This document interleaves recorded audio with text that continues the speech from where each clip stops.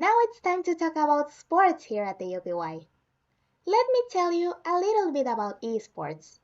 If you haven't heard that word before, well, it's about video game competitions that have become authentic sporting events capable of filling stadiums and that can be played in person or online. It is known that the main video games played by UPY students are Valorant, Fortnite, League of Legends, Brawl Stars, and Rocket League. These guys have been training in the afternoons at set times, after finishing their school homework, to practice and improve their skills as players. The issue of whether this type of activities are considered a sport has been discussed, but according to the United States Sports Association, they are, because they encourage teamwork and sportsmanship in young people. And to end this brief section, I have to add that it has been announced that the president of the esports club is looking for more students interested in this type of activities. So, if you're a student of this university and you're passionate about playing video games, well, you shouldn't wait any longer and go sign up for that club. A couple of weeks ago, we had a visit from our governor Mauricio Vila, who visited UPI for the inauguration of our cybersecurity lab on January 31st. He came early accompanied by his team and a lot of police escort. A small conference was given to the cybersecurity groups. In this conference, the governor explained the purpose of these new careers and why the government is investing so much on it. At the same time, he talked about the importance that more students got involved in this kind of careers that nowadays are so in demand. Focused on explaining the main concept of cybersecurity and how it is involved with the necessities of the new enterprises. Also, the main purpose of new laboratory was explained to clarify how these new computers and other stuff are going to help these students. He also took advantage of the time of his speech and mentioned the importance of more women getting involved in engineering, especially those involving information technologies, receiving support from the government for full tuition and monthly payments covered. After his speech in the auditorium, he went to the cybersecurity lab to take a look, cut the opening ribbon, and take photos. His most recent visit was to the new laboratory where the German laboratory PRE will be based, which has settled in Merida for the promise of receiving labor capacity.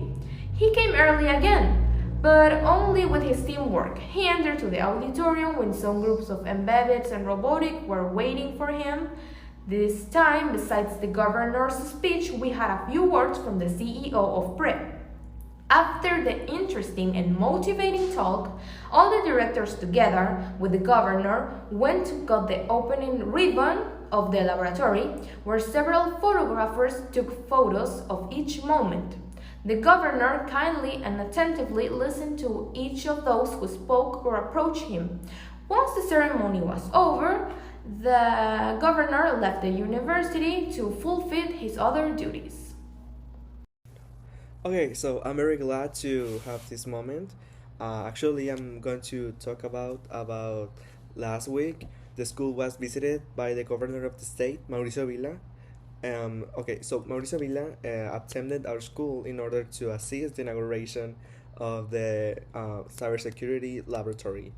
This was very important because this laboratory will help to develop specialists who can respond, act, manage, and assist any emerging threats that the Industry 4.0 will emerge and create eventually. The event was amazing, actually. After this event ends, the questions by the students were answered by the authorities. So pretty much was a very good event. That's everything for my part. It's time to talk about the past Invent for the Planet event. This past weekend, between February 10 and 12, the international event took place. The university collaborated in real time with universities around the world to create innovative solutions that will help solve environmental and social problems. 20 students from the UPY stayed from Friday and worked 48 hours straight to come up with an innovative idea and show it to a jury. The prototypes were created with material provided by the school. Students were motivated to use only these materials for everyone to be in equal conditions. This weekend, moments of stress and anger were experimented, but there was also a great feeling of satisfaction after the presentations were over. This is an example of the extracurricular activities that add to the university's experience. The students were able to realize their abilities to work under pressure and collaborate with a team. We're still waiting for the university's results to see if the university won an award. But we can say that the experience was a victory in itself.